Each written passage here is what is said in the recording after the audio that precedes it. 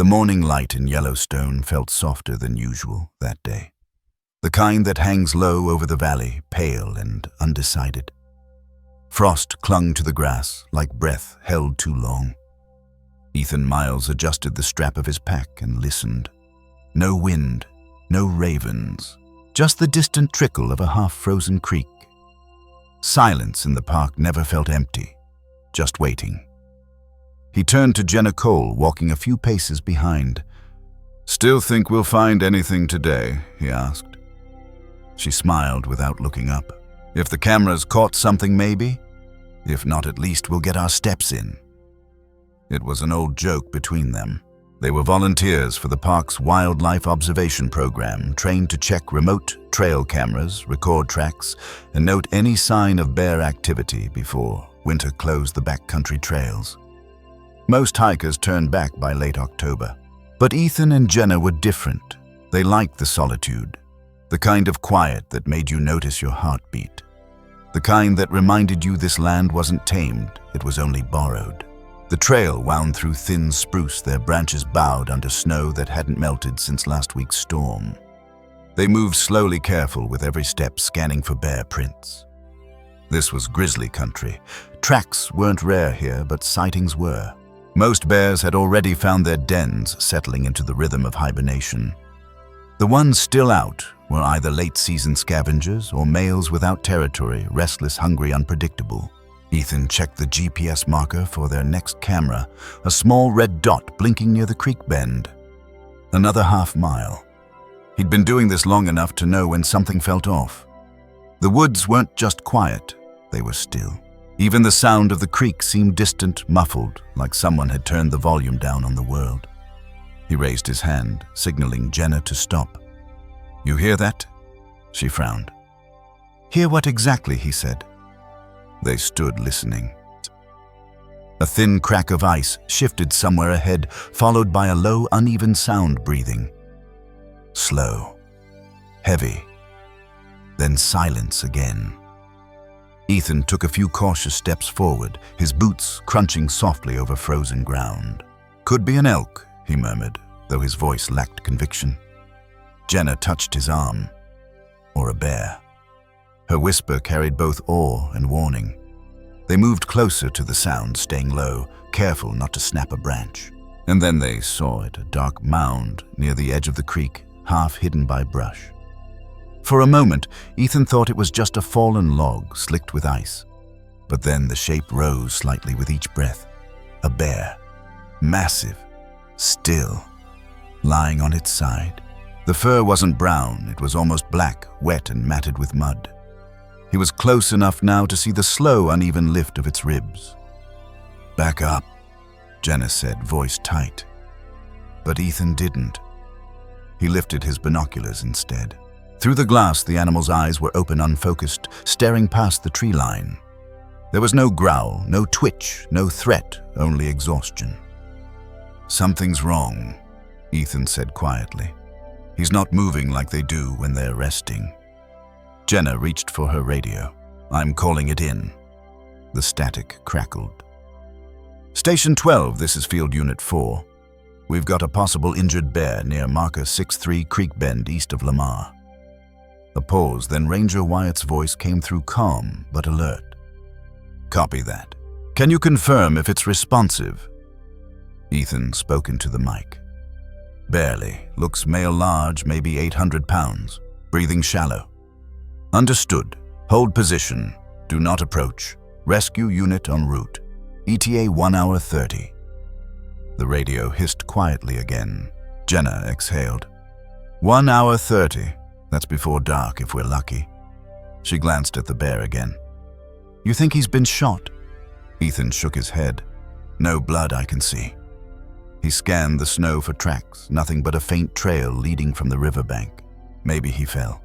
They stayed about 20 yards back, watching. The bear didn't move. The longer they stood there, the stranger it seemed. Every few minutes, Ethan thought he saw a twitch, a paw, flexing a small shift, but there was no sound of pain, no growl of warning. Just that heavy, deliberate breathing. It reminded him of the old stories rangers used to tell about bears that refused to die easily. But this wasn't defiance. This was something else.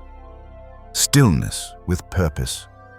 As the light began to fade, a soft snow started falling, covering their boots and the bear's dark outline in a thin dusting of white. The radio crackled again, Wyatt's voice. "Unit 4. What's your visual?" "Same position," Jenna replied. "Bear's not aggressive. Breathing's weaker. Copy. Hold perimeter. Rescue teams 10 miles out." Ethan crouched, setting down his pack. He pulled out a thermos and took a sip of water that had gone lukewarm hours ago. Jenna stayed standing, eyes locked on the bear. "I don't get it," she murmured. "He's alone, middle of nowhere, no den. Why just lie there?" Ethan shrugged. Sometimes they give up. The words felt wrong as soon as he said them. Bears didn't give up. They fought, scavenged, survived. That's what made them legends of the wild. But this one looked like he'd already chosen peace. There was a strange kind of beauty in it. The stillness, the surrender. Yet something deep in Ethan's chest stirred uneasily. He'd seen wounded animals before. None of them looked like this. There was no fear in the bear's eyes, only waiting.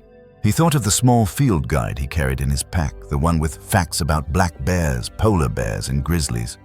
It always fascinated him how different their behaviors were. Black bears would flee. Polar bears would fight. Grizzlies would stare you down like they were measuring your soul. This one didn't fit any of those instincts. He watched the frost gather on the bear's nose. "He's not just injured," Ethan said quietly. "He's protecting something."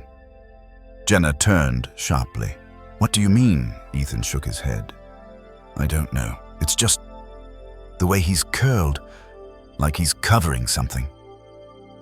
They both studied the bear's posture, his massive forelegs tucked inward, his body forming a half circle against the ground.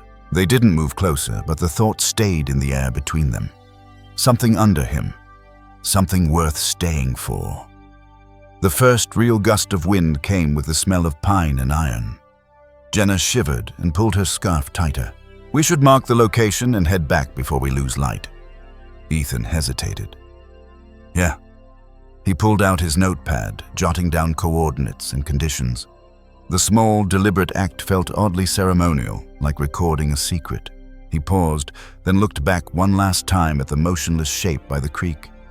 "Whatever he's holding on to," he said softly, "he's not letting go." They started back toward the trailhead, retracing their steps through the deepening snow. Every so often, Ethan looked over his shoulder. The bear was still there, a dark island in a sea of white. He couldn't explain why it bothered him so much. Maybe because he'd always believed animals acted only on instinct, but this didn't feel like instinct. It felt like intention. As they climbed the ridge, the sky dimmed into steel gray. Their radios buzzed again, Wyatt checking in, his voice steady. "The rescue team just left the station. ETA still holding. You two did well. Head back safe." Ethan nodded to no one, the radio cold in his hand. "Copy that." The snow picked up, erasing their footprints behind them. They walked mostly in silence after that. The kind that wasn't heavy, just thoughtful. Jenna broke it once. "You ever think about how strange it is? She said that we come out here looking for life, but the only time we really stop is when we think something's dying." Ethan smiled faintly. "Maybe that's when we pay the most attention." It was a small truth, but it lingered. The wilderness had a way of teaching lessons without words. Out here, every sound or the absence of one meant something. Every track was a story waiting for someone patient enough to read it. By the time they reached the Ranger Road, night had fallen. The forest behind them was a blur of shadow and wind. The truck headlights appeared in the distance, bouncing through the trees. 2 rangers, a medic, and Dr. Toole. Nora Valdez stepped out, their breath fogging under headlamps. Ethan raised a hand and pointed back toward the trail. "He's down by the creek, still breathing. You'll see him from the bend." Dr. Valdez nodded once, already pulling on her gloves. She didn't ask many questions, just moved with quiet focus, checking her tranquilizer gun, adjusting the flashlight on her vest. Ethan caught her expression when she glanced toward the dark line of trees. Not fear, curiosity, concern, the kind that came from knowing too much and still not enough. As the rescue team disappeared into the forest, Jenna leaned against the truck, arms crossed tight. "You think he'll make it?" she asked. Ethan didn't answer right away. He watched the beams of the headlamps fade into the trees. "If he wanted to live," he said finally, "he'd have moved by now. But maybe that's not what he's doing." Jenna frowned. "Then, what?" He looked back toward the shadowed valley, where the creek cut through ice and pine, where the bear still waited in the snow. "Maybe he's not dying," Ethan said softly. "Maybe he's guarding something." The camera on his chest recorded that moment, the quiet, the snow, the unspoken weight in the air. It would be hours before they'd learn what the bear had been shielding. But for now, all they had was the stillness, the mystery, and a question that refused to let go. And as the wind carried the faint sound of the creek through the trees, Ethan thought about how strange it was that love, real wordless love, could take so many forms. Sometimes it looked like a heartbeat, sometimes a breath, and sometimes it looked like a wounded grizzly lying by a frozen creek, refusing to move. The rangers' voices faded into static, replaced by a new message on the radio. "Station 12 to all units, rescue engaged. Prepare for medical assessment." Ethan exhaled the sound, barely audible. "Then let's hope we're wrong about why he stayed." They climbed into the truck. The tires rolled over the frozen earth, and the headlights swept across the trees one last time, catching a brief shimmer of fur in the snow, still silent, waiting. Back at the ranger post, the static wouldn't stop. Every few seconds, Wyatt's voice broke through vitals low. "Sedation ready. Dr. Valdez on site." In a room filled with radio noise and tension, no one yet knew that what lay beneath that bear's chest would change everything. The ranger station was never truly quiet, even after dark. Radios hummed in low static computers, flickered with GPS maps, and the smell of old coffee hung in the air. Ranger Wyatt Turner was finishing paperwork when the call came through. The voice on the other end was breathless but clear. Ethan Miles reporting from the Lamar backcountry route. Possible injured grizzly by the creek bend, not aggressive, still breathing. Wyatt froze mid-sentence, pen hovering over the report sheet. The clock on the wall ticked just past 5:47 p.m. "Copy that," he said, voice steady. "Hold your distance. We'll dispatch a team." He turned toward the operations board. This part of Yellowstone was rugged hours from the nearest service road. Rescue logistics here were never simple. He keyed the intercom. "Unit 7 prep mobile med gear. We've got a downed grizzly in Sector 9. In the adjoining office, Dr. Nora Valdez looked up from her notes. She'd spent the afternoon analyzing tranquilizer efficacy in black bear rehabs, a quiet task she didn't mind. But she heard the urgency in Wyatt's tone. A downed grizzly wasn't just another wildlife report. It meant risk. It meant choices that didn't come with easy outcomes. She stood, grabbed her field kit, and pushed through the station doors. The wind outside carried snow in sideways sheets. Her truck was already idling, exhaust rising in white plumes. Wyatt followed her out, scanning the radar feed on his tablet. Coordinates are near the East Creek Loop. Hikers marked the site before leaving, 2 miles off trail. He hesitated. "They said it's alive." Nora nodded, sliding into the passenger seat. "Then we move now." The road out of the station was narrow-lined with lodgepole pines bending under ice. Wyatt drove, while Nora checked the tranquilizer rifle and dosage. She muttered calculations under her breath. Weight estimate, 800 to 900 pounds. Ambient temperature, below 20. That'll slow metabolism, less dose, slower uptake. Wyatt grinned faintly. "You do that math faster than anyone I know." She didn't smile back. Her eyes stayed on the road. One mistake, and it's not math anymore, it's a death sentence. That was her reputation at the Yellowstone Wildlife Rescue Unit, precise, almost painfully methodical. Years of working with injured animals had taught her that precision was the only mercy she could offer. Grizzly bears, especially males, rarely went down quietly. But something about this report felt different. The hikers hadn't mentioned aggression. just stillness. That bothered her. Half an hour into the drive, Wyatt's radio crackled again. "Rescue base to Unit 7, confirm ETA." He pressed transmit. 25 minutes, weather worsening but manageable. Static. Then another voice, softer female, Jenna Cole, one of the hikers. "We left markers on the trail. He's lying near the water. He hasn't moved." Nora took the mic. "This is Dr. Valdez. Did you notice any visible wounds? Blood limbs trapped." A pause. Then Jenna replied, "No blood. He's curled like he's covering something." Wyatt glanced at Nora. She didn't respond. Her mind caught on that single phrase, covering something. There were moments in her career when instinct spoke louder than data. This was one of them. She flipped through her field manual anyway, an old habit more about reassurance than information. Notes on grizzly behavior, feeding cycles and den patterns filled the pages. Males didn't guard cubs. They didn't protect. They didn't curl over anything except food or territory. Whatever this was, it wasn't normal. As the truck bumped over a frozen rut, the radio crackled again with another voice, Ranger Cooper from dispatch. "Weather radar's showing another front. You'll lose daylight fast. Recommend remote sedation only if stable vitals." Wyatt replied, "Understood." Nora stared at the horizon ahead where snow clouds swallowed the last line of light. She whispered to herself, "If he's protecting something, I need to see what." The drive took nearly 90 minutes. By the time they reached the last service gate, it was full dark. The team switched to snowmobiles, 2 rangers and Nora riding side by side through the trees, headlights slicing the night into silver shards. Their breath turned to mist. The forest felt hollow, stripped of sound except for the hum of engines. They stopped at the creek bend marker, a red flag fluttering in the snow. Wyatt raised his flashlight, sweeping the beam across the clearing. There, barely visible through the falling snow, lay the bear. Massive, motionless black fur blending with mud and shadow.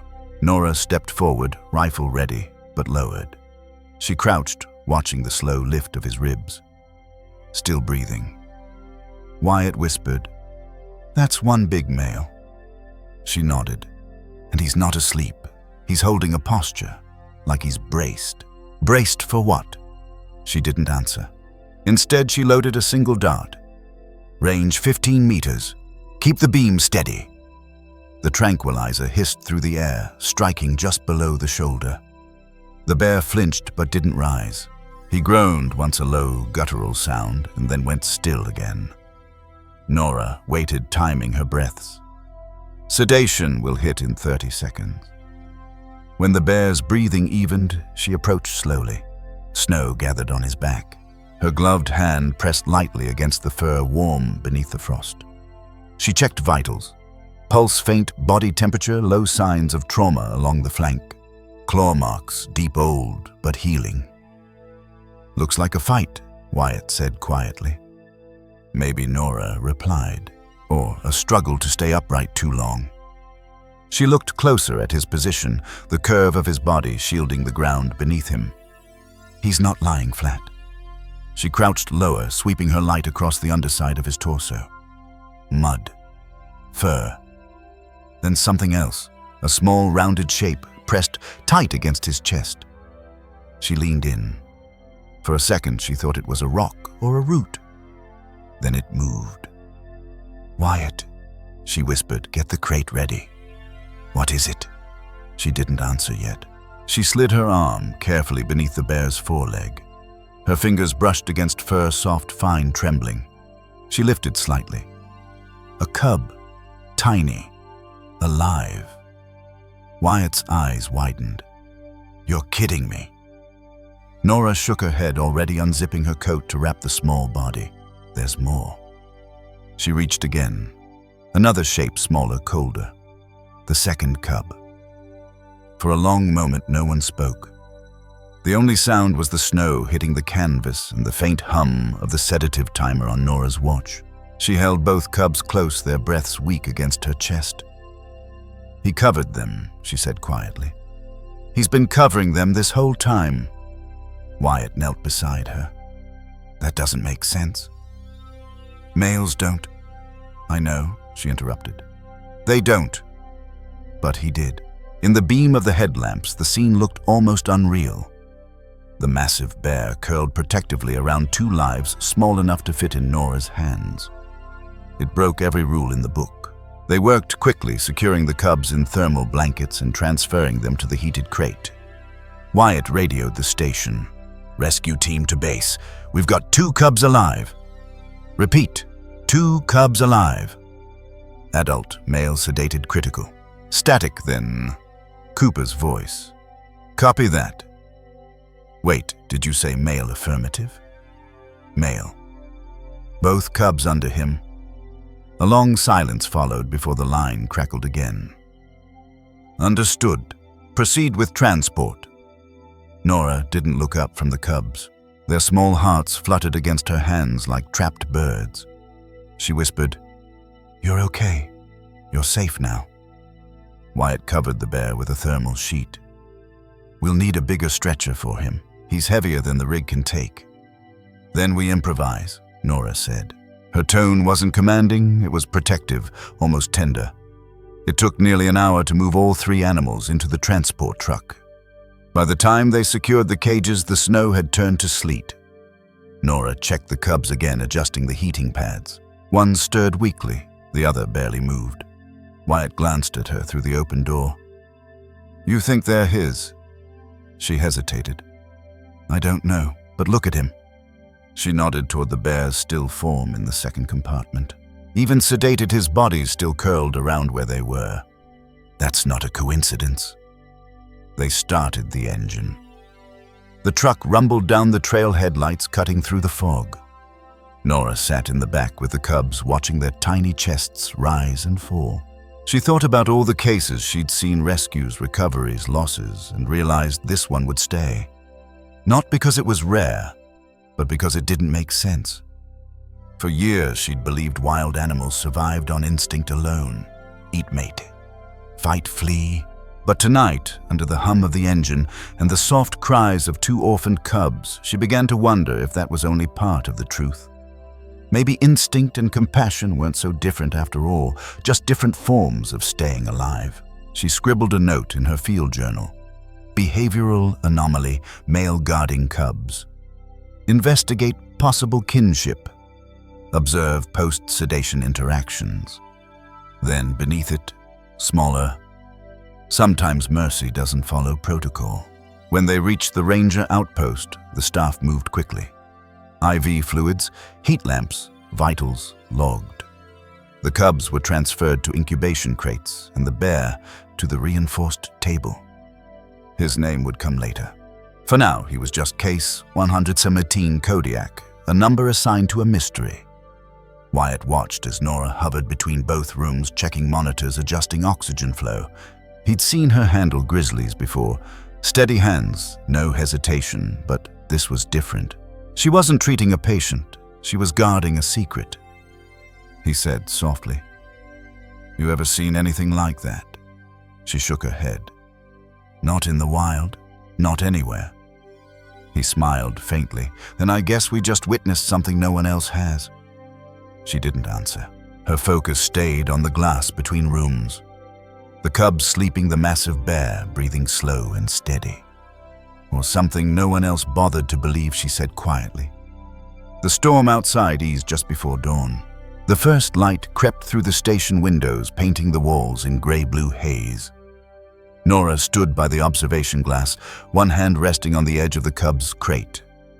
Wyatt brought her a cup of coffee. "You'll want to get some sleep soon." She smiled tiredly. "Not yet. I want to see if he wakes."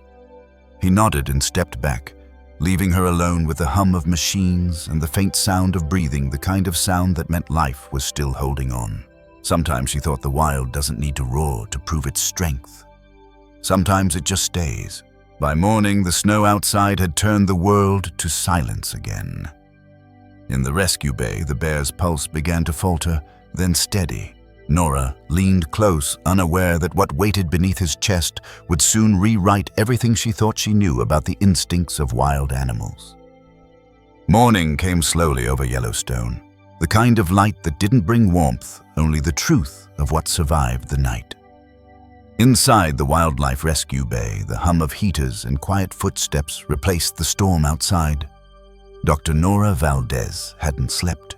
She stood by the observation window, notebook open.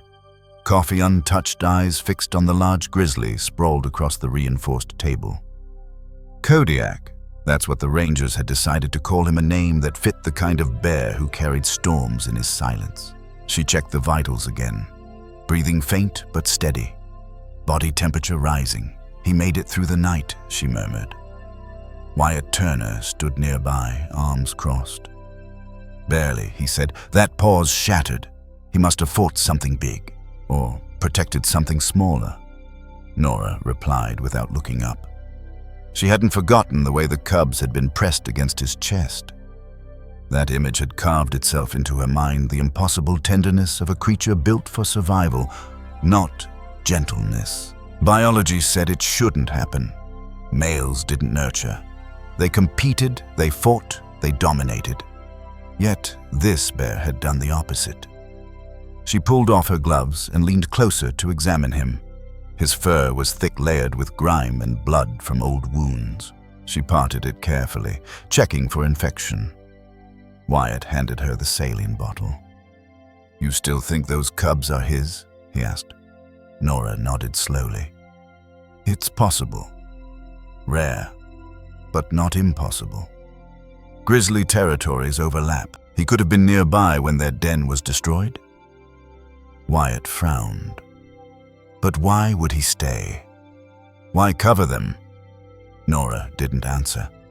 She wasn't sure herself. She thought of other cases, wolf packs adopting orphaned pups, dolphins protecting injured members, even crows mourning their dead. Empathy existed in nature. It just rarely looked like this. "Maybe instinct can change," she said softly. "Maybe it's not just about survival anymore." She began cleaning the wounds along Kodiak's side, methodical and gentle. He twitched once under sedation, the deep rumble of breath catching in his throat. For a moment, she paused, her hand hovering above his chest. There, beneath her palm, she felt something movement, small, rhythmic, too light to be his heartbeat. Her eyes narrowed. "Wyatt, bring the scanner." He rolled the portable ultrasound closer, confusion flickering across his face. "You think there's internal bleeding," maybe, Nora said, "or something we missed." The monitor glowed pale blue in the dim light. She guided the wand across his abdomen. Static. Then a faint outline, a shape pressed under layers of fur and skin folds.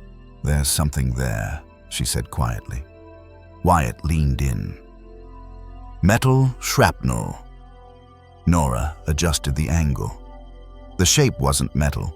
It was organic, rounded, soft-edged, too defined to be debris.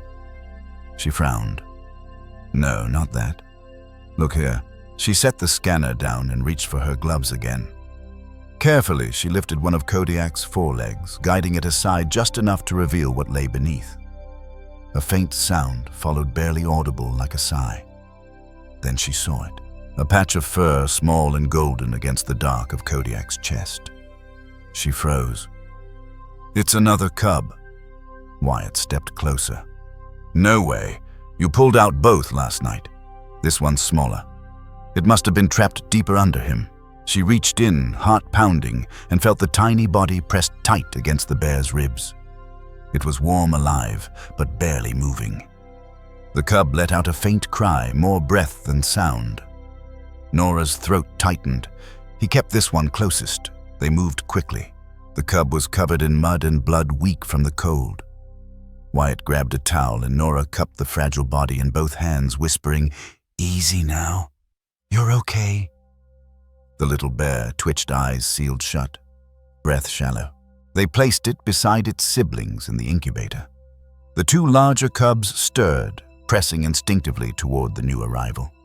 The smaller one nestled between them, finally still. Nora stood watching. She hadn't realized she was holding her breath until she exhaled. Wyatt broke the silence. "You realize what this means, right? 3 cubs, a male grizzly is protecting them. It doesn't happen.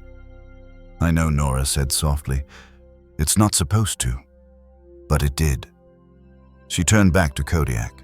He lay motionless now, sedative, wearing thin, but his body calm. There was something ancient about the sight of him, something beyond explanation or category. For years, she'd built her work around data. Behavior charts, cortisol levels, recovery percentages. But this bear didn't fit inside the numbers. He was rewriting the rules. She jotted a note in her logbook. Behavioral anomaly confirmed. Male exhibiting maternal posturing. Protective instinct sustained under physical trauma. Then she hesitated before adding one more line. Compassion observed. That word compassion had never appeared in her field notes before. It felt too human, too imprecise. But it was the only one that made sense. Hours passed. The cubs slept, the room hummed, and snow kept falling outside. Around noon, Wyatt entered with new data. The rangers checked trail cameras from Sector 12. "You'll want to see this." He set the laptop on the counter. Grainy footage filled the screen, a series of clips from a remote camera near a collapsed den site. In the first frame, a female grizzly moved through the snow, 2 cubs behind her. In the next, a landslide blurred the image trees, snapping like matchsticks. The following clip showed silence, just drifted snow and broken roots. But a week later, another bear appeared, larger, scarred across the muzzle. Kodiak. He sniffed the ground, paced the area, then began digging. The footage ended. Nora leaned back silent. Wyatt said he was looking for them. She nodded slowly, and he found them. That realization hit like a slow, quiet wave. Kodiak hadn't stumbled across the cubs by accident. He'd gone searching following scent memory, maybe grief. Whatever guided him, it wasn't hunger. It was something deeper. She stared at the still image on the screen, the scarred bear bent over the ruins of a den. It looked almost like mourning. "He could have left," she whispered. "He didn't." Wyatt rubbed his chin. "Guess survival means more than we think." Nora thought of something her mentor used to say. "In the wild, survival isn't just the strongest instinct, it's sometimes the kindest." She'd dismissed it back then as poetic nonsense. But looking at Kodiak, she wasn't so sure anymore. By late afternoon, the sedation wore off. Kodiak stirred, his breathing deepening. Nora stood ready, tranquilizer at hand in case of panic. His massive head lifted an inch, then fell again. She spoke softly, steadily, as if he could understand. "You're safe here. They're safe too." He blinked once. The movement was small, but it felt like an acknowledgement. Wyatt entered quietly. "Cubs are stabilizing. The smallest one is responding to fluids." "You did well." Nora shook her head. "He did well. We're just catching up." She watched the bear's chest rise and fall. "You know, most people think bears are all strength and aggression," she said. "But they're not. They're complicated. Like us. Fear drives them, sure, but so does connection. That's why this story matters. It shows the wild still feels." Wyatt nodded. "You think people will believe it?" "Maybe not at first," she said. "But that's okay. Truth doesn't need belief to exist." She stepped closer, adjusting the oxygen line near Kodiak's muzzle. His fur was coarse under her fingers, the heat of life still pulsing beneath it. "He found those cubs in the cold and chose to stay," she whispered. "That's not instinct. That's a choice." For a while, neither spoke. The only sound was the steady rhythm of machines and distant wind rattling the window panes. Then quietly, Nora added, "Sometimes the wild teaches us what we've forgotten to protect what we love, even when it hurts." Later that evening, the rescue center's lights dimmed for night mode. Nora sat by the cubs' incubator, sipping cold coffee, reviewing data logs. Temperature steady, heart rate is normal, recovery progressing. She smiled to herself, a small, tired smile that carried something between relief and wonder. The world outside might never know what happened here tonight. But maybe that didn't matter. Some stories didn't need to be headlines. Some were meant to stay whispered between those who witnessed them. She turned off the monitor and walked back to the bear's enclosure. Kodiak's breathing had deepened slower, now peaceful. His body still curled slightly, the memory of his protective stance lingering even in sedation. She stood there for a long moment. "You stayed for them," she said softly. "Now we'll stay for you." In the wilderness, we often measure worth by survival. But sometimes the truest strength is in stillness, in choosing to stay when everything in nature tells you to run. Kodiak didn't survive because he fought harder. He survived because he protected, because he loved. It was a quiet truth, one most people overlook. Empathy isn't a weakness in the wild. It's what keeps it alive. As the night settled again over Yellowstone, the heater hummed low. Snow slid off the roof with a muted thud. In the glass reflection, Nora could see both rooms at once, the cubs sleeping under the red glow of heat lamps and the great bear who'd given them that chance. Outside, the wind eased, and for a moment the silence felt like a promise. The next morning, a biologist from the Yellowstone Research Unit arrived with a laptop full of trail camera footage and old data logs. What he showed Nora would explain who Kodiak really was and reveal that this story hadn't begun by the creek, but years before, with a loss that even the mountains seemed to remember. By dawn, the storm had cleared. The peaks around Yellowstone glowed under a thin veil of mist, the air sharp enough to sting. Inside the Wildlife Rescue Bay, Dr. Nora Valdez was reviewing vitals when the door opened. A man stepped in, carrying a tablet, his parka dusted with snow. "Valdez!" She turned. "Yes, Daniel Rain's Yellowstone Research Unit. Heard about your grizzly. I think I know him." That sentence stopped her. "You've seen this bear before?" Daniel nodded. "Many times. He's tagged Sector 6 Northwest Ridge.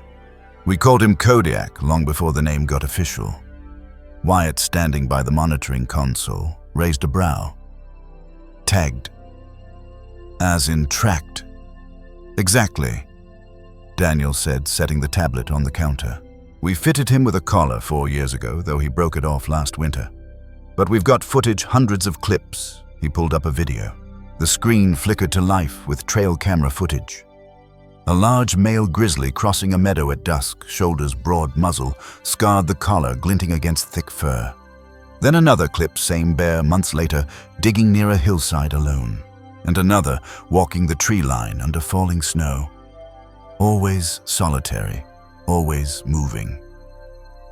"This is your guy," Daniel said quietly. "He's been wandering this range for years. Locals sometimes spot him near Lamar Valley. Never aggressive, never seen near other bears. We thought he'd gone into full isolation after the mudslide." Nora frowned. "Mudslide?" Daniel hesitated, then pulled up another clip, older, grainy, taken from a different camera angle. A female grizzly with 2 small cubs is moving across a slope. Rain is pouring down. Then a roar of shifting earth, trees, mud, chaos. The footage cut off. When it resumed, the slope was gone, swallowed by debris. Only silence. Daniel exhaled. "That was 3 winters ago. We lost the entire den site. The female was his mate." The room went quiet. Wyatt looked down at the floor, then back at the monitor where Kodiak's massive frame filled the screen. "So he lost everything." Daniel nodded. After that, his movements changed. No stable territory, no hibernation pattern. He'd disappear for weeks, then show up on another camera, miles away, almost like he was looking for something he couldn't find. Nora watched the footage again, frame by frame. Each step, each turn of his head seemed weighted, not instinctive, intentional. "He was searching for them," she said softly. Daniel glanced at her. "Bears don't usually do that. They move on." But he didn't. "Maybe some don't," she murmured. Maybe he wasn't looking with instinct, he was looking with memory. For a while, no one spoke. The hum of machines and the distant sound of wind filled the silence. In the recovery enclosure behind the glass, Kodiak slept under red heating lamps, his chest rising and falling with slow, measured rhythm. He looked peaceful now, as if the long search was over. Daniel studied the bear with something like respect. You know, there's a misconception that grizzlies are just muscle and rage. But they're thinkers. They remember faces, territories, and even emotions. We've seen mothers revisit den sites years after losing cubs, standing there sniffing, waiting. It's like grief coded into their biology. Nora nodded. I've read those studies, but seeing it, it's different. She thought of the cubs in the next room, their small, trembling bodies pressed together under a heat lamp, still unaware that the giant who'd shielded them wasn't beside them anymore. And she thought of Kodiak in the snow, choosing to stay over them, protecting what wasn't supposed to be his. Daniel, she said after a long pause, if he really was her mate and these cubs are hers, they're his too. Daniel finished. Then he didn't just find orphans, he found his own family. Wyatt leaned against the counter, shaking his head slowly. You ever see something like that before? Daniel smiled faintly. Not in bears. Maybe in people. Later that morning, the team gathered in the observation room for a debrief. Daniel pulled up data on the projector migration routes, feeding zones' historical sightings. Kodiak used to patrol this entire range, he said, tracing a line across the map. After the slide, he stopped marking boundaries. That's when we started calling him the Ghost of the Ridge. He wasn't aggressive, just gone. Wyatt frowned. So what brought him back? Daniel zoomed in on the latest tracking points. We think he followed scent trails to the Eastern Valley, where the cubs were first seen on a remote camera 2 weeks ago alone. Their mother must have died earlier than we thought. Nora crossed her arms. And he found them. Alone, freezing, starving. And instead of walking away, he covered them with his body. He became the den. The weight of that truth settled over the room. Daniel nodded. That's what makes this story rare. It's not just biology, it's choice.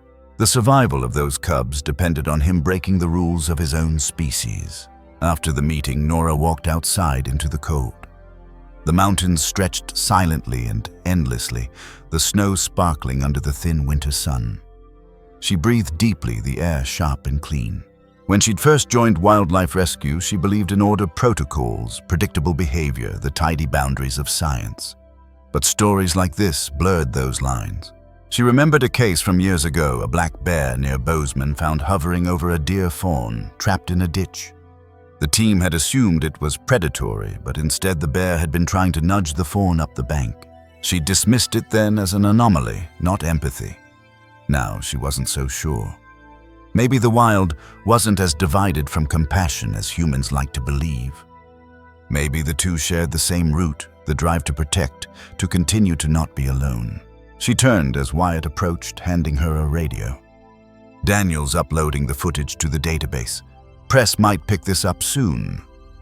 Nora grimaced. I hope they don't sensationalize it. Wyatt chuckled. They will, but maybe that's not all bad. People care more when they feel something. He glanced through the window toward the cubs' enclosure. You think they know? Nora followed his gaze. They always know. Just like he did. That evening, as dusk settled, the team reviewed new footage from one of the center's cameras. The cubs were awake, moving clumsily in their crate, sniffing the edges, their small paws pressing against the glass. On the other side of the partition, Kodiak stirred, head lifting weakly.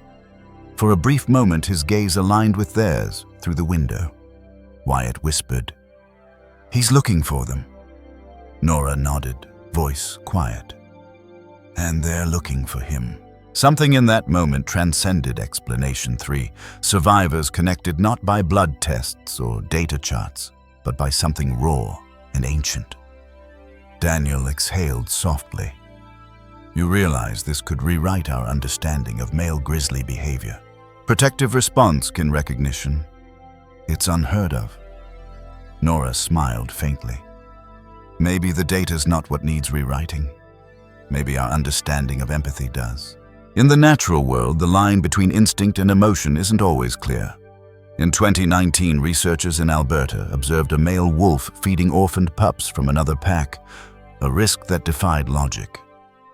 They called it cooperative survival. Watching Kodiak now, Nora thought that term fit better than anything else. He wasn't acting out of reason. He was responding to something deeper, the shared pulse that binds life together when everything else has fallen apart. She leaned on the glass, watching his slow, rhythmic breathing. "He's been carrying this for years," she said softly. Now he finally let it rest. Wyatt's voice was low. "You think he'll make it?" Nora hesitated. "I want to believe he will.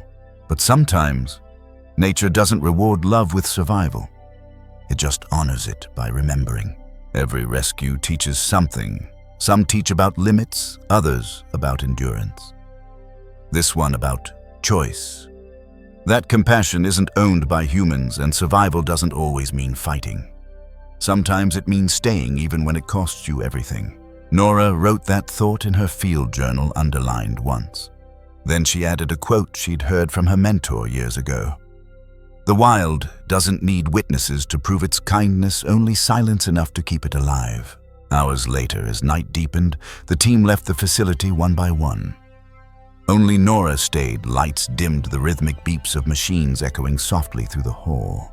She moved between the two rooms, the cubs now sleeping bellies full and Kodiak resting under warm air currents. She sat by the observation window, fatigue finally catching up, and whispered, "You found them. That's all that mattered." Outside, the moon rose over the valley, its pale glow spilling across the snow-covered ridges where the bear had once wandered. Somewhere out there, trails still carried his scent, stories pressed into the earth by paws that refused to give up. And in that quiet moment, it felt like the forest itself was holding its breath, waiting for whatever came next. Scientists measure ecosystems by balance, predators and prey loss and renewal. But perhaps what holds that balance steady isn't just instinct. It's compassion, hidden in unlikely places. A bear shielding cubs, a ranger who refuses to leave a rescue incomplete, a vet who sees more than behavior, she sees connection. These aren't just stories about animals, they're reflections of who we are when no one's watching. When dawn returned, the cubs stirred again, eyes open, hungry, alive. In the next room, Kodiak's vitals flickered, his body still fighting, still holding on. The work ahead wasn't just about saving them. It was about honoring the life that had already done the hardest part. And as Nora reached for the formula syringe, the first small cry of a cub filled the air, cutting through the quiet like a heartbeat restarting the wild. The first sound in the rescue center that morning wasn't the hum of machines, it was a cry. Soft, uncertain, almost too small to belong to something alive. Dr. Nora Valdez looked up from her desk. One of the cubs was awake. Inside the incubator, under the glow of a red heat lamp, the largest cub was trying to stand. His paws trembled, slipping against the towel-lined floor, but he didn't stop. The smaller cub stirred beside him, one blinking weakly, the other still curled in sleep. Nora stepped closer, pulling off her gloves. "You're early," she murmured, her voice a whisper in the sterile air. "But I'll take it." She reached in steady hands, guiding the cub upright. Its fur was coarse, damp in patches, eyes were still half clouded. She could feel the frailty under her fingers, bones light as twigs, heartbeat rapid and fragile. She warmed a small syringe of formula, testing it against her wrist. The cub sniffed at it, hesitated, then latched. For the first time since the rescue, it fed. Nora exhaled. "Good boy," she said softly. Wyatt Turner entered behind her, holding a clipboard. "You've been up all night again?" "Didn't want to miss this," she replied, watching the cub drink. "This is the turning point." He smiled. "You always say that." And sometimes she said it's true. Hours passed in a rhythm that only those who work in rescue understand, feeding, cleaning, checking vitals, writing data, and hoping. The second cub began to respond around noon. The third, the smallest, still hadn't moved. Nora lifted it gently, cradling the tiny body in her hands. No resistance, no sound, just the faintest warmth. She held it close to her chest, rubbing small circles over its spine. "Come on, little one. I know you've got fight in you." Daniel Rains walked in carrying a portable monitor. "How's our trio?" "Two stable," Nora said. "One is still trying." He crouched beside her. "Sometimes all it takes is touch." Cubs that young respond to heartbeat and scent. Nora nodded. I read the studies. Didn't believe them until now. He smiled faintly. Now you believe I have to, she said. They're teaching me. For the next 3 days, the rescue bay became its own world quiet, focused, suspended between exhaustion and hope. Outside, snow melted into slush, then refroze at night. Inside, 3 small bears began the slow climb back toward life. Each feeding was a small victory. The formula, warm goat's milk mixed with protein supplements, dripped from syringes timed every 2 hours. The cubs' bellies rounded their movements, steadied. They started to lift their heads when Nora's footsteps approached a sign of recognition she pretended not to find moving. On the 4th morning, the smallest cub finally opened its eyes. Pale amber, unsteady but aware, it blinked up at her, weak but present. Nora smiled. There you are. Wyatt, watching from the doorway, said quietly. Didn't think that one would make it. Neither did I, Nora said. But he didn't know that. The staff took turns monitoring the cubs, but Nora rarely left their side. Between shifts, she wrote in her field journal, Day 4, first signs of coordination. Reflexes improving. Emotional response is evident. Then beneath it, they look for him. Every time they wake, they look for him. It was true. Whenever the cubs stirred, their noses turned toward the sound of the larger room where Kodiak lay recovering. They couldn't see him through the glass, but they seemed to know he was near. Sometimes one would let out a small cry, a searching sound. And when that happened, even in sedation, the big bear's chest would lift, his breathing deepen as if answering. Daniel noticed it first. Call and response, he said one night, pointing to the monitor. That's a biological bond. Nora nodded slowly, or something more. By the end of the week, the cubs were strong enough to move to a larger enclosure, a small pen lined with hay and climbing logs. When Nora opened their crate, they hesitated only a moment before stepping onto the straw. The biggest one tested the ground first, pressing his paw down as if uncertain it would hold. Then he waddled forward, sniffing. The others followed, tiny shadows in his wake. Wyatt laughed softly. Looks like they're exploring. Learning, Nora corrected. Every step is information to them. They spent hours observing from behind the glass how the cubs played, stumbled, and learned to trust the space. Play, after all, was a survival skill. It taught coordination, boundaries, and courage. Watching them tumble over one another was like seeing life restart itself in miniature. That night, after the lights dimmed, Nora stood by the observation window writing her report. Her handwriting had started to change, less clinical, more narrative. She didn't mean for it to happen, it just did. Her notes read less like data and more like storytelling. The cubs recognize routine. They anticipate feeding. The smallest seeks warmth before rest. They are rebuilding instinct. She paused before adding one final line. Healing isn't just physical. It's remembering that the world can be safe again. In wildlife rehabilitation, especially with bears, survival isn't just about food or temperature. It's about restoring the rhythm of safety. Cubs deprived of parental protection often stop responding even when fed. They associate warmth not with comfort, but with loss. That's why re-establishing connection matters more than calories. It's the difference between existing and recovering. Nora explained this during a briefing with the new volunteers. These cubs don't just need care, she said. They need consistency. That's how they learn the world isn't always cold. One of the volunteers asked, Isn't that just projection? Assigning emotions to animals? Nora smiled gently. Maybe. But it works, and maybe that's the point. As the days passed, the cubs began to play more freely. They'd paw at the straw, nip at each other's ears, and roll clumsily until exhaustion claimed them. Their growth became its own quiet celebration. Daniel brought in motion cameras to document their progress. We'll share the footage with the research network, he said. People need to see this side of the story. Wyatt chuckled. The soft side. No, Daniel said. The real side. The one that proves compassion isn't weakness in the wild, it's part of survival. The cameras captured moments that words couldn't, the way the smallest cub tried to mimic its siblings' movements. The way they all slept in a pile as if their bodies still remembered the warmth of the one who'd shielded them. Nora watched one clip in silence. Then, she said quietly, "He gave them enough warmth to remember what safety feels like. That memory's what's keeping them alive." People often think of wildlife rescue as a story about humans saving animals, but in truth, it's mutual. Every rescue changes the rescuers too.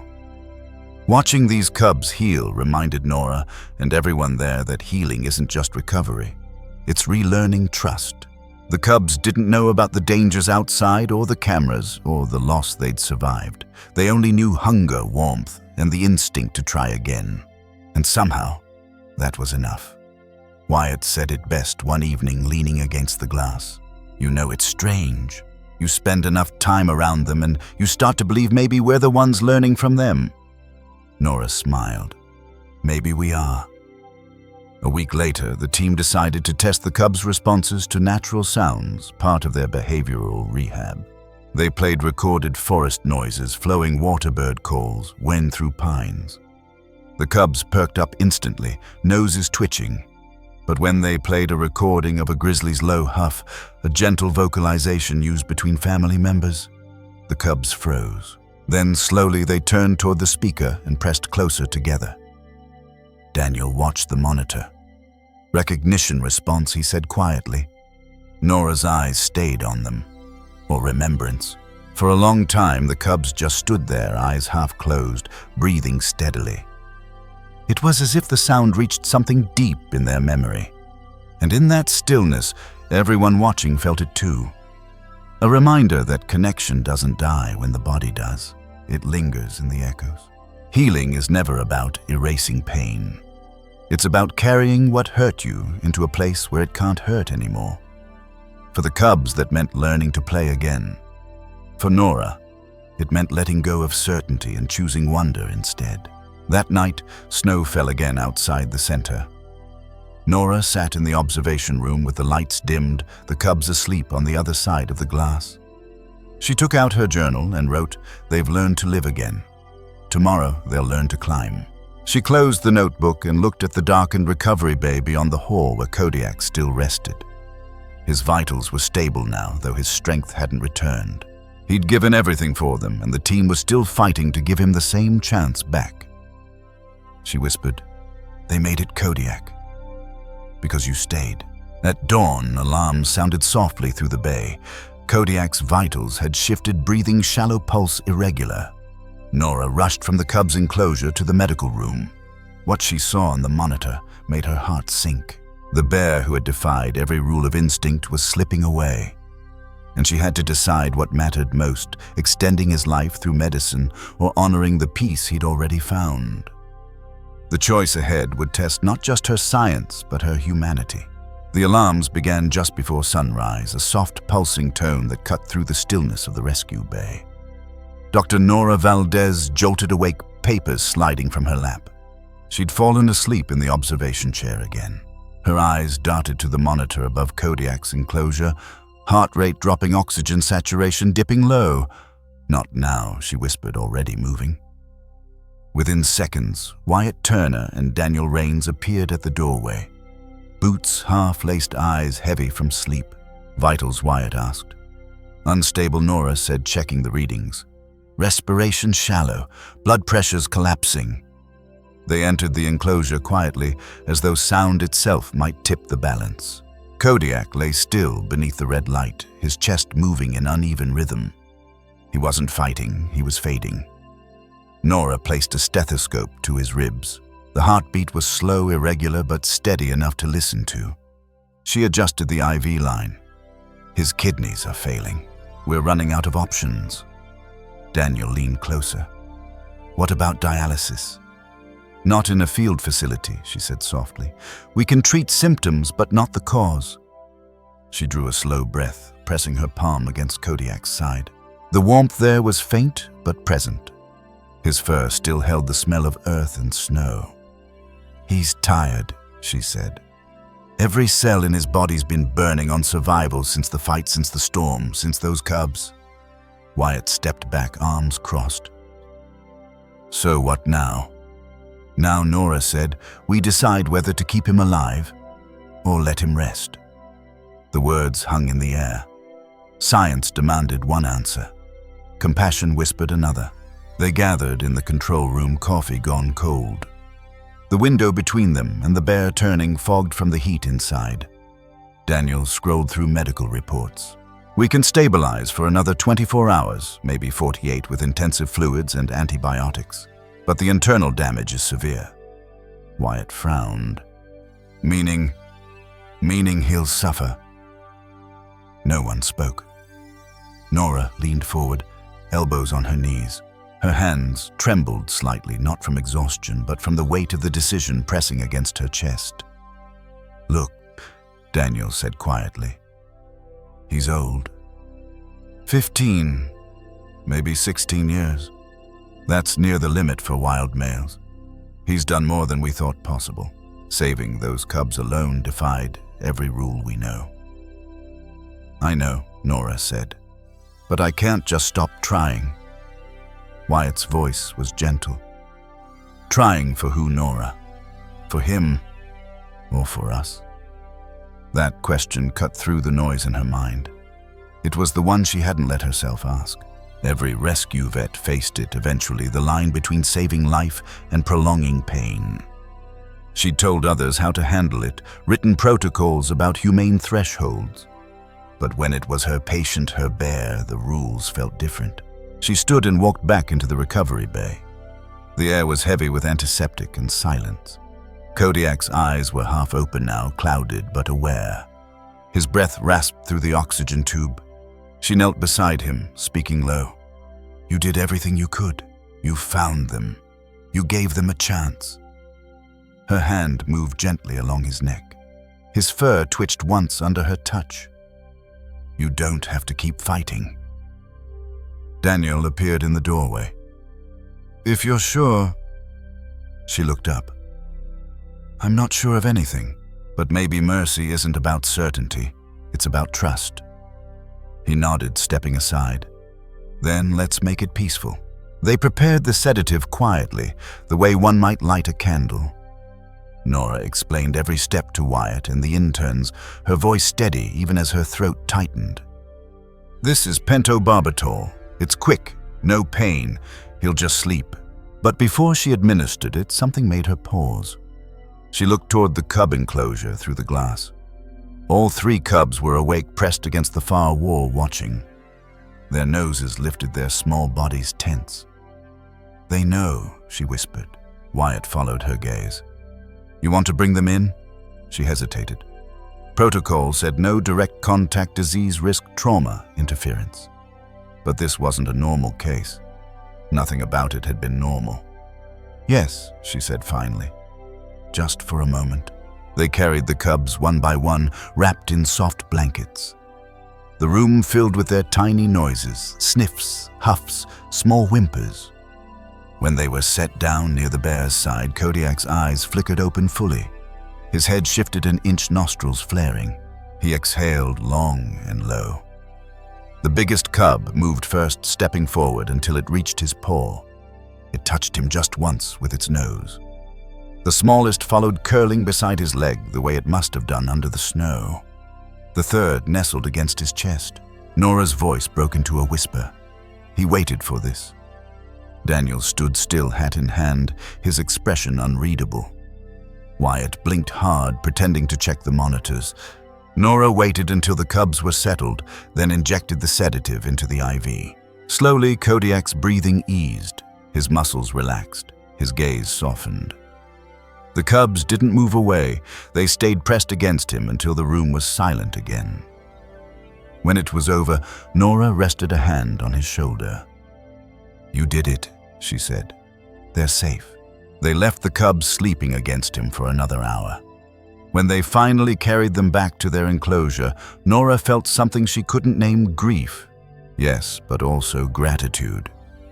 Few animals got to finish their story with peace. Fewer humans did. She spent the rest of the day writing the report. Clinical, first-time dosage procedure. Then she turned the page and wrote something else. Mercy isn't surrender. It's the courage to stop when the fight has been won. That evening, she walked out into the snow. The world had gone quiet again. No wind, no birds, just the faint creak of ice shifting on the branches. Wyatt followed, holding 2 mugs of coffee. He handed her one. You okay? She took a sip, eyes on the valley below. Ask me tomorrow. He nodded. You made the right call. Maybe, maybe not. You did, he said simply. I've seen animals die angry, scared. He didn't. That's because of you. Nora looked down at the snow where their footprints melted together in the half-light. He wasn't scared because he didn't die alone. In wildlife rescue, decisions like this happen more often than most imagine. Some animals you fight for until the last breath, others you let go because life has already done its work. The science teaches precision dosage prognosis outcome, but mercy teaches presence. To look a living being in the eye and say, you can rest now, is both unbearable and sacred. That night, Nora thought of the balance between the two, the logic that kept her hands steady and the compassion that made them shake afterward. Science saved lives. Mercy honored them. Later, Daniel uploaded Kodiak's final vitals to the park database. We'll record it as a behavioral anomaly, he said. A male grizzly demonstrating protective posturing toward cubs. Wyatt snorted. That's a cold way to describe what we saw. Daniel smiled sadly. That's what reports are for. The story, well, that's yours to tell. Before leaving the bay, Nora checked the cubs one last time. They were curled together under the heat lamp, breathing evenly. One of them stirred as she approached, lifting its head to look at her. Its gaze was calm, steady. She reached out and touched the glass. He'd be proud of you, she whispered. Outside, snow began falling again, thin flakes catching the floodlight before vanishing into the dark. Nora stood there a moment longer, then closed the door softly behind her. There's a kind of courage that doesn't roar. The kind that knows when enough is enough. In the wild, mercy isn't weakness, it's the final act of love. Kodiak didn't fight death, he made room for life to go on through them. And that's what the cubs would carry forward, not his strength, but his choice. Humans often draw a line between instinct and emotion, as if animals live only by impulse. But maybe compassion is its own kind of instinct, a biological truth we've just forgotten how to recognize. When Kodiak stayed in that snowstorm, he wasn't defying nature.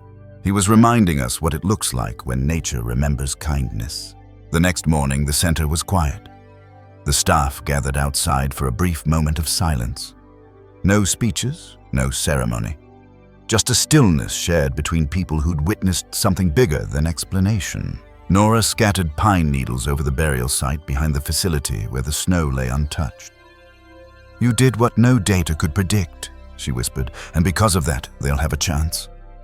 Wyatt placed a small stone beside the mound. He'll be remembered, he said. Nora smiled faintly. He already is. They stood there a while longer, watching sunlight break through the clouds. Somewhere inside the center, the cubs began to stir, hungry, loud, alive. And for the first time in weeks, Nora felt something shift in her chest. It wasn't relief or closure. It was understanding. Sometimes the wild doesn't teach survival. It teaches surrender. Days later, a call came from the state sanctuary in Idaho. The cubs were strong enough for transfer, ready for the next step. Nora watched as their transport crates were loaded into the truck, snow glittering on the metal. The door closed softly, and for a moment she saw her reflection in the glass. Not as a scientist, not even as a rescuer, but as someone changed by what she'd witnessed. They were leaving just as he had wanted, and the road ahead wasn't an ending. It was everything he'd stayed for. The truck door closed with a hollow thud. Snow swirled in the pale morning light as Dr. Nora Valdez tightened the straps on the transport crate. Inside, 3 small grizzly cubs huddled together, blinking through the narrow slits of the vent. They didn't cry this time. They just listened, the way wild animals do when they sense change coming. Wyatt Turner leaned against the side of the vehicle. "Feels strange, doesn't it?" Nora nodded. "Always does. You raise them, teach them to live, and then you let them go." He smiled softly. "That's the job." She looked at him. "No, that's the gift." The driver waved from the cab. "Ready when you are." Nora knelt beside the crate one last time. The smallest cub shifted toward her voice, nose pressing against the vent. She whispered, "You're going somewhere safe. Somewhere he'd have wanted you to be." She didn't say his name. She didn't have to. The drive took 6 hours, winding through mountain passes and long, empty stretches of forest road. The truck belonged to the Idaho Wildlife Rehabilitation Sanctuary, a sprawling refuge nestled deep in the Sawtooth foothills. It wasn't open to the public, not the way zoos were. No glass, no cages, just wide enclosures, quiet space, and second chances. When they arrived, the sanctuary director, Rachel Green, was waiting at the gate. She was small, steady, the kind of person who looked like she'd been carved out of the same earth she protected. She shook Nora's hand firmly. "You're the one who saved Kodiak's cubs." Nora shook her head. "He did the saving. We just made sure it mattered." They unloaded the crates carefully, carrying them down a narrow trail toward an enclosure lined with tall pines and a shallow stream cutting through its center. Rachel unlocked the gate. "We'll start them here, soft release zone. It's about teaching them to be wild again without losing what keeps them alive." She opened the first crate. The cubs hesitated, sniffing the air. For a long moment, none of them moved. Then the largest took a cautious step forward, his paw sinking into the snow. He looked back at his siblings, then at the open space ahead. When he finally walked out, the others followed, wobbling, slow, curious. Nora stood still, hardly breathing. Watching them walk into the light felt like watching a promise kept. "They'll adjust," Rachel said. "They'll climb, forage, and build muscle. Eventually, they'll forget we ever existed," Good Nora said quietly. "That's how it should be." The days that followed were quieter at the Yellowstone Rescue Center. No more feedings every 2 hours. No more sleepless nights, but the absence carried weight, a silence that pressed in around Nora every time she walked past the empty incubator. Wyatt noticed it too. "You could visit them, you know," he said one afternoon, leaning on her office door frame. "I might," she said. "Eventually." He studied her for a moment. "You're not good at goodbyes." She smiled faintly. "Neither are bears." 2 weeks later, Nora drove to Idaho. The road wound through frozen valleys and pine-covered ridges until the sanctuary came into view, quiet, surrounded by snowfields that caught the morning light. Rachel met her at the gate. "They're doing well," she said. "You'll want to see this." They walked to the observation deck overlooking the soft-release pen.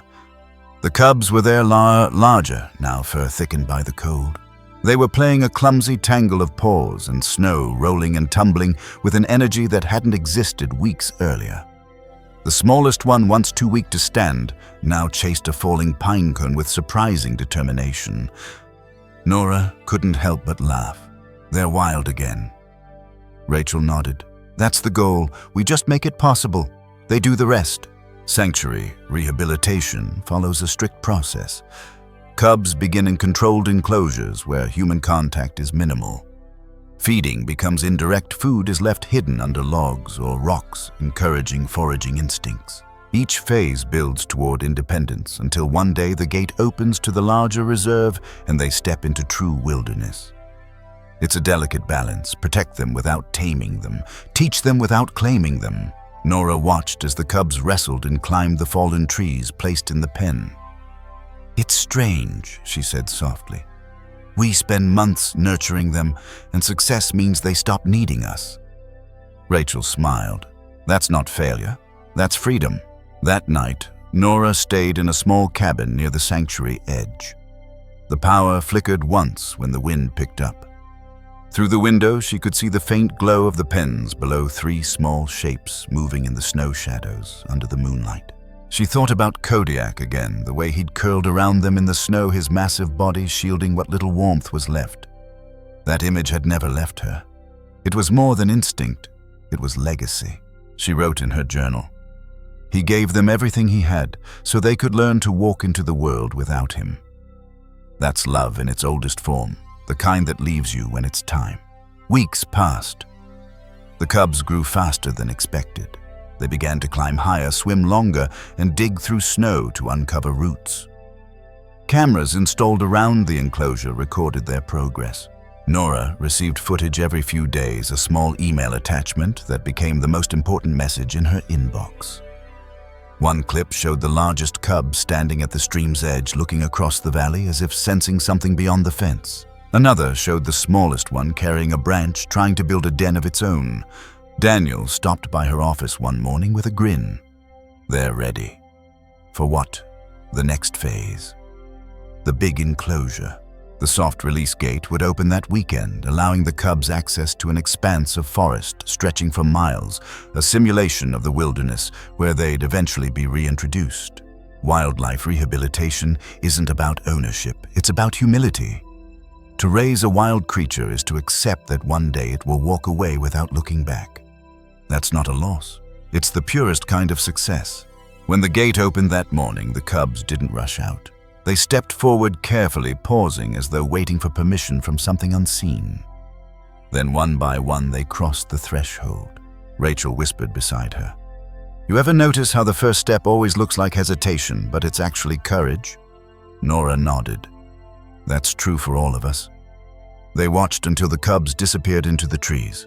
Over the following months, sanctuary staff kept track of their movements through remote cameras. The cubs adapted quickly, establishing small feeding areas and sleeping dens. They grew bold, chasing magpies from food caches and mock fighting over fallen branches. One evening, a ranger reviewing footage called Rachel over. You need to see this. On the screen, the cubs were sitting together at dusk, facing west the direction of Yellowstone, where they'd been found. For several minutes, they stayed that way, quiet still. Then the smallest cub stood and placed its paw on a round stone near the fence, one that hadn't been there before. Rachel leaned closer. Where'd that come from? The ranger shrugged. No idea. One of the staff might have put it there. But Nora didn't believe that. When she saw the clip later, she recognized the gesture instantly.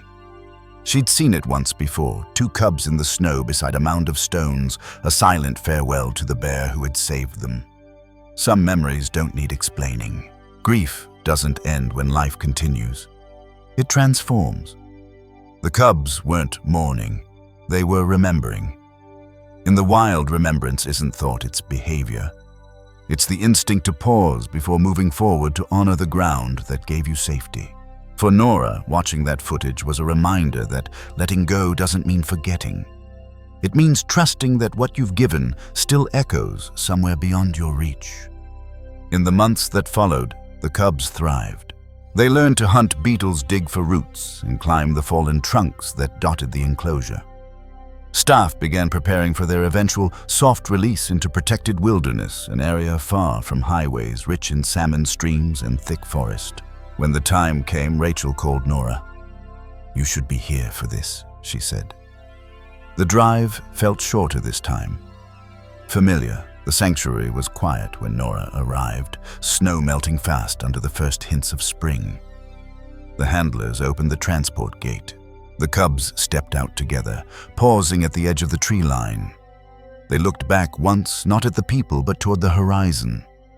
Then they vanished into the forest. Nora stood still long after the last rustle of branches faded. He'd be proud, Rachel said beside her. He already is, Nora whispered. In every rescue, there comes a moment when holding on becomes the wrong kind of love. True compassion lets the wild stay wild. The cubs' release wasn't an ending, it was a continuation of what Kodiak began. His story didn't stop with his last breath. It lived on in every paw print leading away from that gate. As the sun dipped behind the mountains, the sanctuary grew quiet again.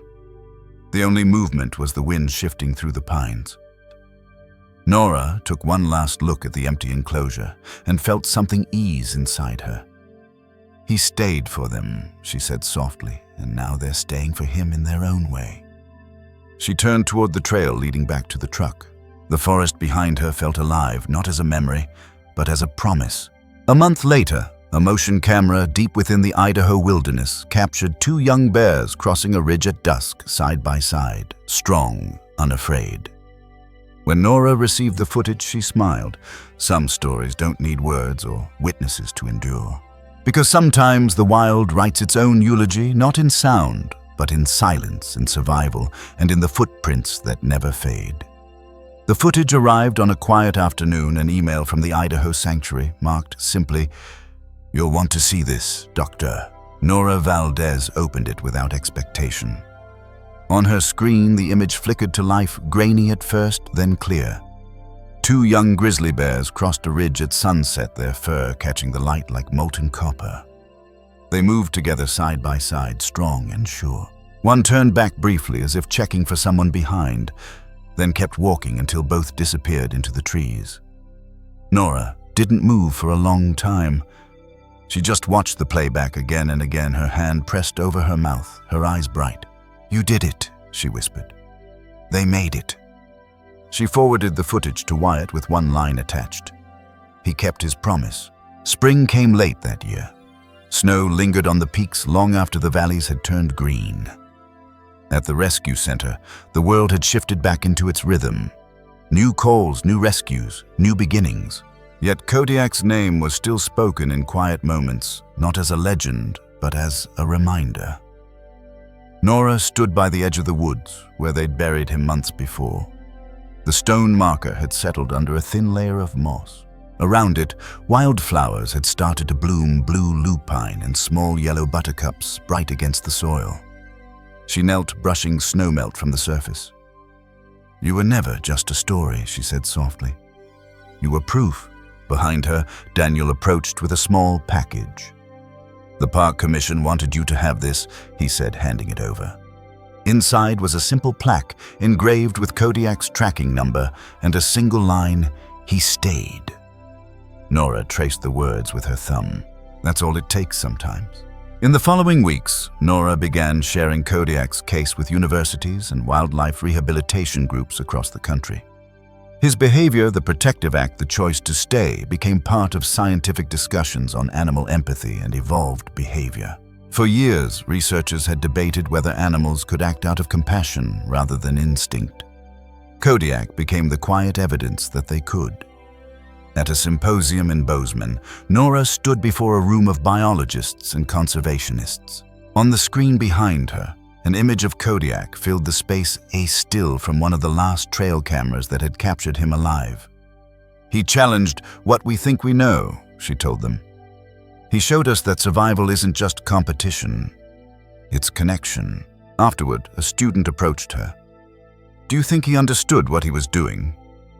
Nora smiled. "Maybe understanding isn't the right word. Maybe it's remembering. The same way we remember kindness even when no one teaches it to us." Back at the rescue center, the walls now carried photos of animals that had passed through their care: wolves, elk, eagles, and in the center a framed picture of Kodiak's paw print cast in plaster. It wasn't perfect. A chip ran through the top edge where the mold had cracked, but that imperfection made it real. Wyatt often caught new volunteers pausing in front of it, reading the small card below Kodiak grizzly bear, 15 years. Protected his cubs through a blizzard, defying instinct, teaching humanity. Some would ask if the story was true. Wyatt's answer never changed. "You can call it a story if you want, but stories don't breathe." From a scientific view, Kodiak's act still puzzles researchers. Male grizzlies are solitary by nature. They don't nurture offspring. In fact, they often threaten them. Yet biology isn't destiny. Over the years, documented anomalies have challenged long-held assumptions. Male dolphins guarding orphans, elephants mourning their dead wolves, adopting lost pups. Kodiak joined that list, but his case carried something different. He didn't just break instinct. He rewrote it. Nora began to see the pattern clearly. the thin thread connecting every rescue she'd ever been part of. It wasn't dominance that held ecosystems together, it was cooperation. The wild wasn't chaos, it was communion. Every creature, even the fiercest, played a part in keeping life stitched together. Kodiak's story simply reminded people of it. A few months later, Nora received another update from the sanctuary. The cubs were thriving in the Idaho wilderness. The largest had been spotted near a salmon run. The smallest was learning to climb spruce trees. Both had survived their first winter alone, a milestone few orphaned cubs ever reach. Rachel's note ended with a single line, "They always travel west at dusk." Nora smiled. Of course they do. She began giving talks to local schools and communities around Yellowstone. Her presentations weren't about tragedy, they were about resilience. She'd play the short video of Kodiak's cubs taking their first steps back into the forest and say, "This isn't just a story about animals. It's a reminder of what happens when we choose to protect instead of turn away." Children would ask questions. Do bears love their families? Can animals feel sad? And she'd answer with a quiet honesty that didn't need science to validate it. I think they feel more than we give them credit for. Maybe they always have. Not long after one of those talks, a letter arrived at the center. It was from a young girl named Lila who had watched the video with her class. The letter read, "Dear Dr. Valdez, I saw the story about the bear who saved his cubs. I told my dad and we planted a tree for him in our backyard. I named it Kodiak. I think maybe animals know love better than we do because they don't expect anything back." Nora kept that letter pinned to her desk. On hard days, she'd read it again. Because maybe the lesson wasn't about proving empathy in the wild, it was about rediscovering it in ourselves. By autumn, the park's education team had launched a campaign inspired by Kodiak's story. They called it Stay for Them. It focused on coexistence, how hikers, campers, and residents could share land safely with grizzly populations, minimizing conflict and maximizing respect. Billboards appeared across Montana and Wyoming, showing a simple image of a bear standing over two cubs in the snow with the tagline, "Even the wild protects what matters." Donations to regional wildlife sanctuaries tripled that year. Schools requested more talks. Something had shifted. It wasn't just about one bear anymore, it was about belief. The real legacy of compassion isn't found in what we keep, it's in what we release.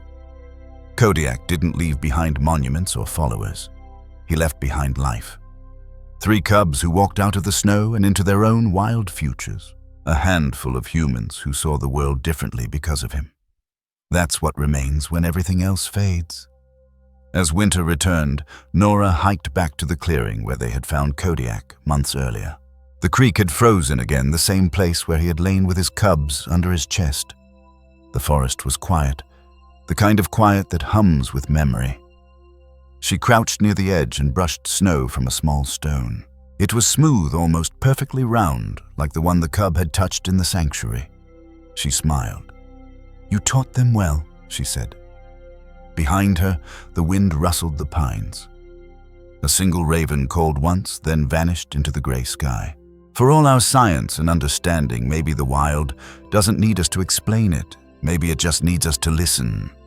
Kodiak's story didn't redefine bears. It reminded us that every living thing carries the capacity for grace, and that grace once seen can't be unseen. Nora often thought about the first day the hikers. The call, the stillness by the creek, how easily they could have turned away, written it off as another casualty of winter. But they didn't, they stayed. That she realized was the thread connecting them all staying to help, staying to believe, staying to remember, because that's what he did. In wildlife conservation, every success story begins with presence. Whether it's the ranger who reports illegal traps, the volunteer who checks trail cams, or the scientist who spends decades studying migration, it all starts with someone choosing to stay. Grizzly populations in North America remain vulnerable, their habitats shrinking under pressure from development and climate change. Sanctuaries like the one in Idaho or Montana's grizzly encounter play a crucial role in bridging the gap between species recovery and human understanding. But their greatest challenge isn't just funding, it's empathy. convincing people that protection is worth the effort, even when it doesn't benefit them directly. Kodiak's legacy offered that proof not through data, but through story. That night, Nora returned to her cabin. She replayed the sanctuary footage one last time. The cubs, now nearly full-grown, were foraging along the stream, their reflections rippling in the water. As one lifted its head, the camera caught the faint scar on its muzzle, the same shape as the mark Kodiak had carried. It wasn't a coincidence. It was continuity. She smiled. The forest remembers. There's a quiet truth in the wild that mirrors life itself. Everything we love leaves traces. Some in the soil, some in the wind, some in the hearts of those who carry the memory forward. Kodiak's story wasn't about a miracle. It was about choice. The choice to protect, to endure, to give everything without expecting return. Maybe that's what compassion truly is, staying long enough for someone else to live. Nora stood at the window watching the snow fall again, the same way it had the night they found him. For a moment, she imagined him out there, still somewhere beyond sight, his spirit folded into the mountains he once walked. The thought didn't ache anymore. It just felt right. She whispered, "You stayed. Now we will too." If Kodiak's story moved you, let it stay with you. Let it remind you that kindness, whether in the forest or in your own life, always leaves tracks. Take a moment to notice the quiet strength around you. Protect what still breathes. Honor what's been lost by staying when it matters most. And if you believe stories like this should keep being told, stories that remind us of the wild's heart and our own, like this video, subscribe and share it with someone who needs a little faith in compassion again. Because even in silence, even in snow, love still leaves footprints.